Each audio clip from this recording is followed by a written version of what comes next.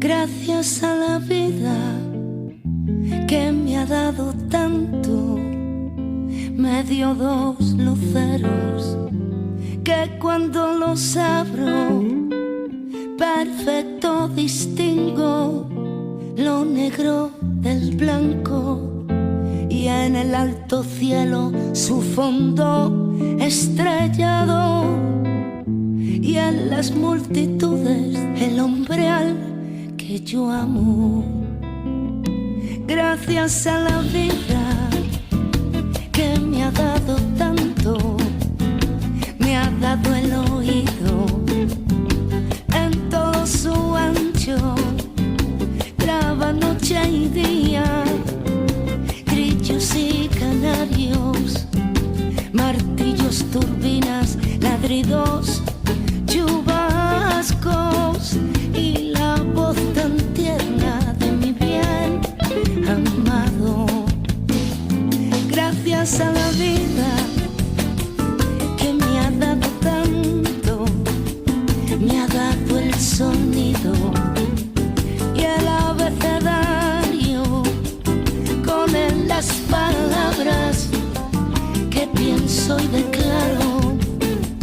Madre, amigo, hermano, iros alumbrando la ruta del alma del que estoy hablando.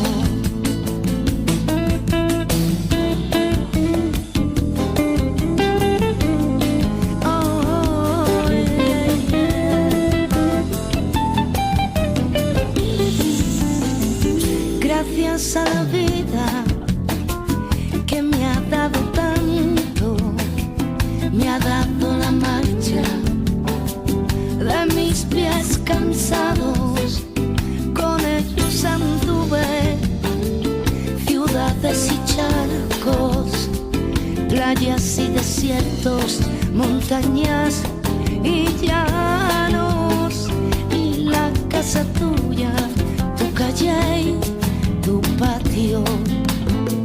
Gracias a la vida que me ha dado tanto, me dio el corazón que agita su marco cuando miro al fondo del cerebro humano, cuando miro al bueno tan lejos del malo, cuando miro el fondo de tus ojos claros. Gracias a la vida que me ha dado tanto, me ha dado la risa y me ha dado el llanto. Así yo distingo dicha de quebranto, los dos materiales que forman mi canto, que el canto de ustedes, que es el mismo canto, y el canto de todos, que es mi propio.